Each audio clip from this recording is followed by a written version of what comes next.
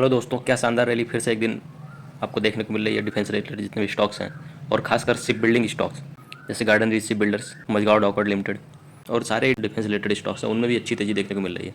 और बहुत ही positive news market के लिए आई है कि जो रिटेल इन्फ्लेशन है वो लगभग अपने 6 साल के निचले स्तर पर आ गया है और 3.16% का है। मतलब पिछले 6 साल में अगर बात की जाए तो सबसे लोवेस्ट इन्फ्लेशन रेट है 3.16 का। काफ़ी मार्केट के लिए अच्छे सेंटिमेंट्स बन रहे हैं और मार्केट एक्सपर्ट्स का भी कहना है कि अगर 24,400 का जो मार्केट में सपोर्ट बना हुआ है इसको अगर रजिस्टर कर पा रहा है मार्केट, तो इसके बाद निफ्टी जो है वो 25,000 या 25,400 के आसपास का target within a week achieve कर लेगा। अगर आज की बात की जाए तो सेंसेक्स लगभग 0.22% ऊपर बंद हुआ और निफ्टी भी लगभग 0.36% ग्रीन निशान पर बंद हुआ। काफ़ी अच्छे सेंटिमेंट्स इस समय मार्केट में चल रहे हैं क्योंकि एफआईआई भी अपना इन्वेस्टमेंट कंटिन्यू जारी रखे है। काफ़ी अच्छी ग्लोबल न्यूज़ भी आ रही हैं, जैसे एफटीए साइन किया है इंडिया के साथ और यूएसए के साथ यूके ने।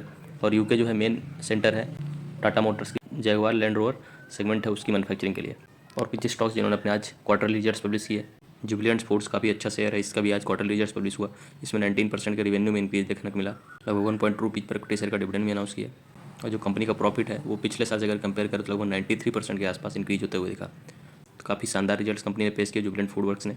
आइसर मोटर्स ने भी अपना क्वार्टरली रिजल्ट्स पब्लिश किया जिसमें इनका प्रॉफिट जो है 27% के आसपास इंक्रीज हुआ और लगभग 70 रुपीज़ पर इक्विटी शेयर का इन्होंने डिविडेंड भी अनाउंस किया। और इनकम जो है इनकी या रेवेन्यू 23% पिछले साल कंपेरिजन में इंक्रीज होते हुए दिखी। टाटा ग्रुप का स्टॉक टाटा पावर ने भी फोर्थ क्वार्टर के रिजल्ट पब्लिश किए।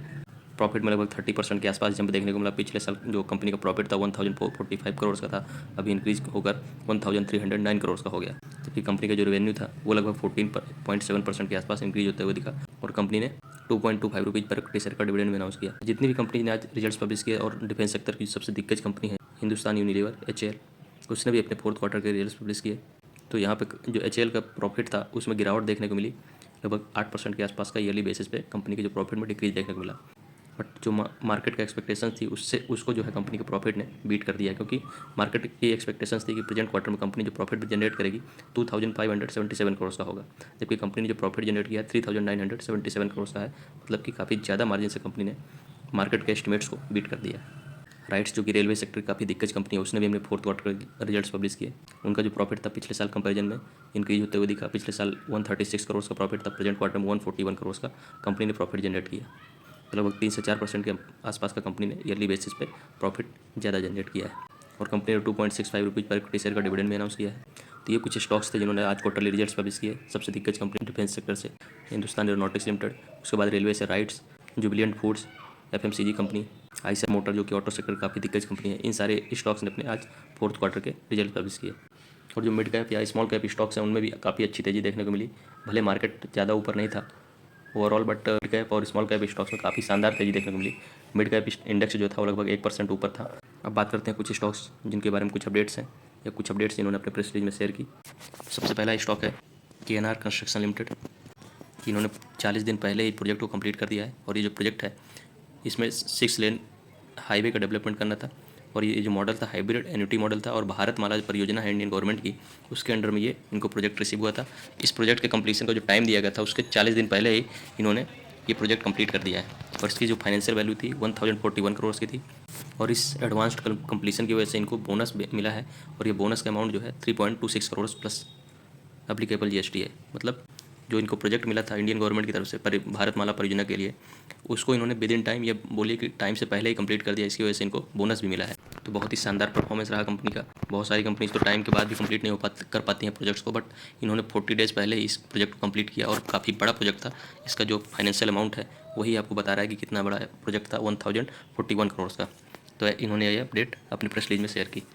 अपडेट शेयर की अडानी ग्रीन एनर्जी। इन्होंने बताया कि अडानी ग्रीन एनर्जी 56 लिमिटेड जो कि इनकी सब्सिडरी कंपनी है, उसने 50 मेगावाट सोलर पावर प्लांट का जो प्रोजेक्ट था वो खावड़ा गुजरात में कंप्लीट कर दिया है। और इस प्रोजेक्ट के कंप्लीशन के बाद जो अडानी ग्रीन एनर्जी है उसकी total operational renewable generation capacity अब 40,340.9 मेगावाट हो गई है। मतलब 14,340 मेगावाट या बोलिए 14.3 गीगावाट की इनकी टोटल कैपेसिटी हो गई है। इन्होंने अपने प्रेस रिलीज में अपडेट शेयर की। इसके बाद जो नेक्स्ट स्टॉक था HBL इंजीनियरिंग लिमिटेड, जिसको आपने रिसेंटली बहुत ज़्यादा न्यूज़ में देखा होगा या जो हाई गेनर स्टॉक्स होते हैं उनके लिस्ट में देखा होगा, क्योंकि आज के दिन ही लगभग स्टॉक ने लगभग 9 या 10% के आसपास का रिटर्न दिया है। कवच सिस्टम बनाने के लिए research design and standard organisation जो है RDSO से अब ऑर्डर रिसीव हुआ है और ये वर्जन 4.0 कवच सिस्टम का मैन्युफैक्चर करेंगे। और इस ऑर्डर की जो फाइनेंशियल वैल्यू 3763.83 करोड़ की है। उसके कंप्लीशन का इनको जो टाइम दिया गया है 24 मंथ्स का, मतलब विद इन 24 मंथ्स इस ऑर्डर को एग्जीक्यूट कर देना है। और कवच सिस्टम जो है रेलवे के जो एक्सीडेंट्स हैं उनको अवॉइड करने के लिए कवच सिस्टम जो इंडियन रेलवे ने ऑप्ट किया है उसको ये सप्लाई करेंगे। तो ऐसा इन्होंने अपने प्रेस रिलीज में अपडेट शेयर की। इसके बाद अगली कंपनी है MTAR लिमिटेड, जो कि डिफेंस सेक्टर से रिलेटेड कंपनी है। इन्होंने अपने प्रेस रिलीज में अपडेट शेयर की कि received order worth 34 crore in the aerospace and clean energy sectors. भाई इस ऑर्डर की डिटेल समझें अगर।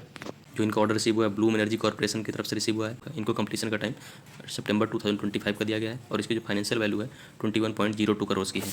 अगर डिफेंस सेक्टर से जो ऑर्डर रिसीव हुआ है Rafale advance defence system limited की तरफ से, और इसके लिए जो टाइम दिया गया है मार्च 2026 का, और इसकी जो फाइनेंशियल वैल्यू है लगभग 13 करोड़ के आसपास है। मतलब 2 ऑर्डर से कंपनी को रिसीव हुआ है, एक एनर्जी के लिए और एक डिफेंस के लिए।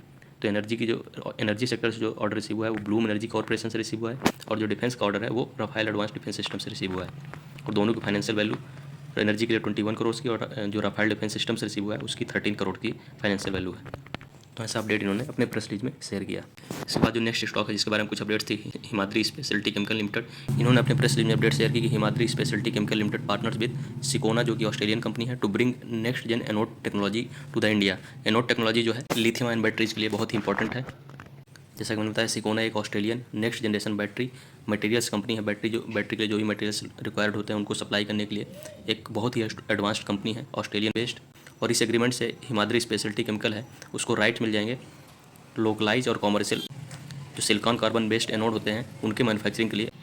काफ़ी ज़्यादा आने वाले टाइम में इस कंपनी में बूस्ट मिलने वाला है और इसके स्टॉक्स में काफ़ी ज़्यादा अच्छी रैली देखने को मिल सकती है, क्योंकि लिथियम आयन बैटरी काफ़ी ज़्यादा एडवांस्ड बैटरी होती हैं और इनका फ्यूचर बहुत ब्राइट है। पावर सेक्टर में देखिए तो स्टोरेज के लिए उनको बैटरीज की रिक्वायरमेंट बनेगी। ऑटो सेक्टर में अगर देखें तो जो भी आने वाले व्हीकल्स होंगे वो EV होंगे, उसके लिए बैटरीज की रिक्वायरमेंट होगी। तो सारा जो शिफ्ट है वो बैटरी की तरफ होने वाला है। तो ये डील जो है बहुत ही शानदार है और आने वाले टाइम में हिमाद्री स्पेशलिटी केमिकल लिमिटेड की स्टॉक है जो उसमें इसका इम्पैक्ट जरूर देखने को मिलेगा। तो ये थे कुछ स्टॉक्स जिनके बारे में कुछ अपडेट्स थी। ओवरऑल मार्केट का बहुत ही पॉजिटिव ट्रेंड सेट हो रहा है।